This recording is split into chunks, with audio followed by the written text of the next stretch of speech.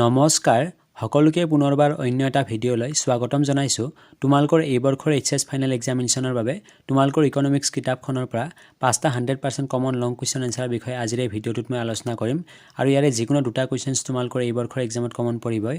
So তোমালোকে আজিৰ এই ভিডিঅ'টো অকনো স্কিপ নকৰাকৈ শেষলৈকে চাই থাকিবা। সো ইয়াতে মই 4 আৰু 6 মাৰ্কৰ সকলোবিলাক ইম্পৰ্টেন্ট কুৱেশ্যন এনসাৰ আলোচনা কৰিম।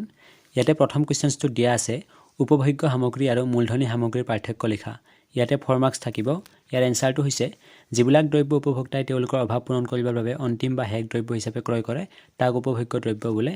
আনহাতে অন্য দ্ৰব্য সামগ্ৰী উৎপাদন কৰিবৰ বাবে যিবিলাক দ্ৰব্য উৎপাদন প্ৰক্ৰিয়াত ব্যৱহাৰ কৰা হয় আৰু যাৰ এক দীঘলীয়া জীৱনকাল আছে সেইবোৰ দ্ৰব্যক মূলধনী দ্ৰব্য বোলে। উপভোগ্য সামগ্ৰীবোৰ অস্থায়ী, মূলধনী দ্ৰব্যবোৰ তুলনামূলকভাৱে স্থায়ী। উপভোগ্য সামগ্ৰীবোৰ এবাৰ ব্যৱহাৰতে পুনৰবাৰ ব্যৱহাৰ কৰিব পৰা নাযায়, কিন্তু মূলধনী দ্ৰব্যবোৰ উৎপাদন কাৰ্যত বাৰম্বাৰ ব্যৱহাৰ কৰিব পৰা যায়। সো এই কুৱেশ্যনটো ভেৰি ইম্পৰ্টেন্ট হয় এই বৰ্ষৰ এক্সামৰ বাবে, এইটো ভালকৈ চাবা। এতিয়া নেক্সট কুৱেশ্যনটোলৈ জাতীয় আয় সংক্ৰান্তত মজুত আৰু প্ৰবাহৰ পাৰ্থক্য লিখা। এই কুৱেশ্যনটো এই বৰ্ষৰ এক্সামৰ বাবে খুবেই ইম্পৰ্টেন্ট হয় আৰু এই বৰ্ষৰ এক্সামত অহাৰ খুবেই চান্স আছে। সো এই কুৱেশ্যনটো ভালকৈ চাই থবা। ইয়াতে 4 মাৰ্কস থাকিব তোমালোকৰ এক্সামত।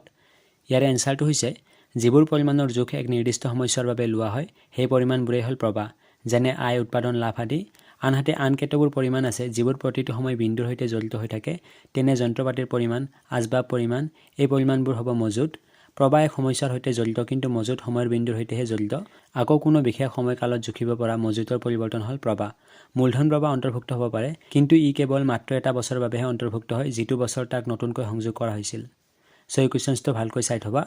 এতিয়া কুৱেশ্যন নম্বৰ 3 লৈ আগবঢ়াৰ আগতে তোমালোকলৈ সৰু এটা ৰিকুৱেষ্ট। তোমালোকৰ যদি কোনোবাই এই চেনেলটোত নতুনকৈ আহিছা বা প্ৰথমবাৰৰ বাবে ভিজিট কৰিছা, তেতিয়াহ'লে এই চেনেলটোক ছাবস্ক্ৰাইব কৰি কাষত থকা বেল আইকনটো অলপ প্ৰেছ কৰি থৈ দিয়া, কিয়নো এইটো চেনেলৰ যোগেদি মই এই বৰ্ষৰ এইচএছ ফাইনেল এক্সামিনেশ্যনৰ বাবে কমপ্লিট ফ্ৰীতে প্ৰিপাৰেশ্যন কৰাই আছো সকলো ছাবজেক্টৰ, আৰু অতি সোনকালেই মই সকলো ছাবজেক্টৰ মডেল কুৱেশ্যনছ পেপাৰসমূহ দি দিম।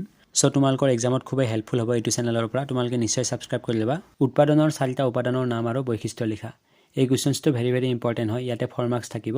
ইয়াৰ এনসাৰটো হৈছে উৎপাদনৰ উপাদান 4টা হ'ল ক নম্বৰ ভূমি, খ নম্বৰ শ্ৰম, গ নম্বৰ হৈছে মূলধন আৰু ঘ নম্বৰ হৈছে সংগঠন। সো ইয়াৰ বৈশিষ্ট্যসমূহ হ'ল ভূমি প্ৰকৃতিৰ মুক্তদান, ইয়াৰ উৎপাদন খৰচ নাই, ভূমিৰ যোগান অস্থিতিস্থাপক, সকলো ভূমিৰ গুণাগুণৰ তাৰতম্য আছে, ইয়াৰ ভৌগোলিক গতিশীলতা নাই, উৎপাদন কাৰ্যত অংশগ্ৰহণ কৰাৰ বাবে ভূমিয়ে খাজনা লাভ কৰে। শ্ৰমিকক শ্ৰমৰ পৰা পৃথক কৰিব নোৱাৰি, শ্ৰম সাঁচি ৰাখিব নোৱাৰি, শ্ৰমিকৰ দৰ দাম কৰাৰ ক্ষমতা কম, কামৰ পৰিৱেশ, সময় অৱসৰ, বিনোদনৰ ব্যৱস্থা আদিয়ে শ্ৰমৰ ওপৰত প্ৰভাৱ পেলায়, শ্ৰমিকে শ্ৰমদানৰ বাবে মজুৰি লাভ কৰে। মূলধন মানৱসৃষ্ট উপাদান, ইয়াৰ যোগান বৃদ্ধি কৰিব পৰা যায়, সকলো মূলধনেই সম্পদ আৰু উৎপাদনমূলক, মূলধন সঞ্চয়ৰ পৰা সৃষ্টি হয়, উৎপাদন কাৰ্যত অংশগ্ৰহণ কৰাৰ বাবে মূলধনে সুদ লাভ কৰে। সংগঠকে ভূমি, শ্ৰম আৰু মূলধন সংগ্ৰহ কৰি তিনিওবিধ উপাদানৰ সমন্বয় সাধন কৰি উৎপাদন কাৰ্য সম্ভৱ কৰি তোলে। সংগঠকে অনিশ্চয়তা বহন কৰে আৰু ব্যৱসায়ৰ লভ্যাংশ অৰ্জন কৰে। সংগঠকে ব্যৱসায়ৰ বিভিন্ন গুৰুত্বপূৰ্ণ সিদ্ধান্ত গ্ৰহণ কৰে। সো এই কুৱেশ্যনটো ভালকৈ চাই থবা। এতিয়া কুৱেশ্যন নম্বৰ 4 লৈ দেশৰ কল্যাণৰ সূচক হিচাপে মুঠ ঘৰুৱা উৎপাদনৰ কেতবোৰ সীমাবদ্ধতা আছে, বাহ্যিকতা ভিত্তিক সেইবোৰ ব্যাখ্যা আগবঢ়োৱা। এই কুৱেশ্যনটো ভেৰি ইম্পৰ্টেন্ট হয়। ইয়াতে 4 মাৰ্কস থাকিব। ইয়াৰ এনসাৰটো হৈছে এখন দেশৰ মূল্যসূচী সঘনাই পৰিৱৰ্তন হোৱাৰ কাৰণে মুঠ ঘৰুৱা উৎপাদন নিৰ্ণয়ৰ ক্ষেত্ৰত কিছু সীমাবদ্ধতাৰ সন্মুখীন হোৱা দেখা যায়। মূল্যসূচীৰ পৰিৱৰ্তনৰ কাৰণে উৎপাদনৰ কোনো পৰিৱৰ্তন নোহোৱা অৱস্থাতো ৰাষ্ট্ৰীয় আয়ৰ পৰিৱৰ্তন হ'ব পাৰে। এনে কাৰণত স্থিৰ মূল্যত ৰাষ্ট্ৰীয় আয় নিৰ্ণয় কৰি দেশ এখনৰ প্ৰকৃত ৰাষ্ট্ৰীয় আয় নিৰ্ণয়ৰ ব্যৱস্থা প্ৰৱৰ্তন কৰা হৈছে। মুঠ ঘৰুৱা উৎপাদন নিৰ্ণয়ৰ অৰ্থে ব্যৱহাৰ কৰিব পৰা 3টা পদ্ধতিৰ ভিতৰত কোনটো পদ্ধতি ব্যৱহাৰ কৰা হ'ব তাৰ নিৰ্বাচনক কেন্দ্ৰ কৰি সমস্যা বা সীমাবদ্ধ সৃষ্টি হয়। মুঠ ঘৰুৱা উৎপাদন নিৰ্ণয়ৰ অৰ্থে ব্যৱহাৰ কৰিব পৰা 3টা পদ্ধতিৰ ভিতৰত কোনটো পদ্ধতি ব্যৱহাৰ কৰা হ'ব তাৰ নিৰ্বাচনক কেন্দ্ৰ কৰি সমস্যা বা সীমাবদ্ধৰ সৃষ্টি হয়। উপযুক্ত আৰু নিৰ্ভৰশীল তথ্যৰ অভাৱেও মুঠ ঘৰুৱা উৎপাদন শুদ্ধ হিচাপ কৰাত সীমাবদ্ধতাৰ সৃষ্টি কৰে। উৎপাদনৰ মুঠ হৰণ ভগ্নৰ খৰচখিনি নিৰ্ধাৰণৰ ক্ষেত্ৰত সমস্যা আছে, বিশেষকৈ এনে হৰণ ভগ্নৰ খৰচ কি হাৰত হ'ব তাক লৈ সমস্যা সৃষ্টি হোৱা দেখা যায়। সো এই কুৱেশ্যনটো ভালকৈ চাই থবা। এতিয়া কুৱেশ্যন নম্বৰ 5 লৈ চৰকাৰী বাজেটৰ উপাদানসমূহ কি কি চমুকৈ আলোচনা কৰা। ইয়াতে 6 মাৰ্ক থাকিব। এই কুৱেশ্যনটো ভেৰি ইম্পৰ্টেন্ট হয়।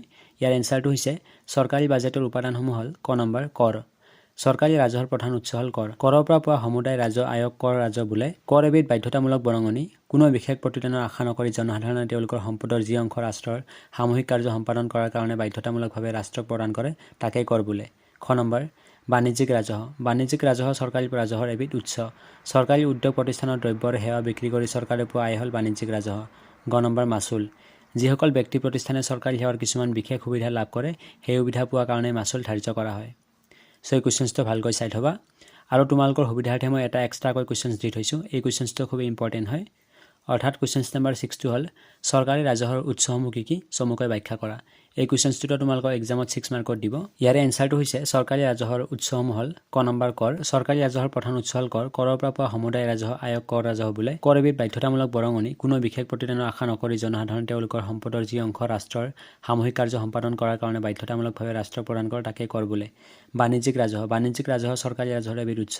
চৰকাৰী উদ্যোগ প্ৰতিষ্ঠান দ্ৰব্য আৰু সেৱা বিক্ৰী কৰি চৰকাৰে পোৱা আয় হ'ল বাণিজ্যিক ৰাজহ। গ নম্বৰ মাচুল। যিসকল ব্যক্তি প্ৰতিষ্ঠানে চৰকাৰী সেৱাৰ কিছুমান বিশেষ সুবিধা লাভ কৰে সেই সুবিধা পোৱাৰ কাৰণে মাচুল ধাৰ্য কৰা হয়। ঘ নম্বৰ জৰিমনা।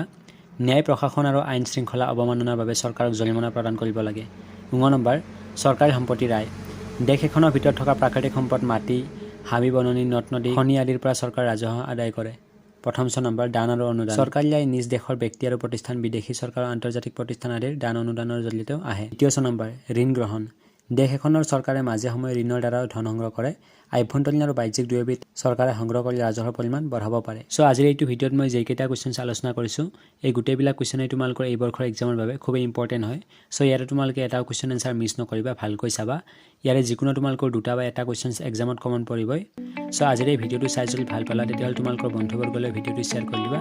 তেতিয়ালৈকে থেংক ইউ ছ' মাছ। জয় অসম, বন্দে মাতৰম।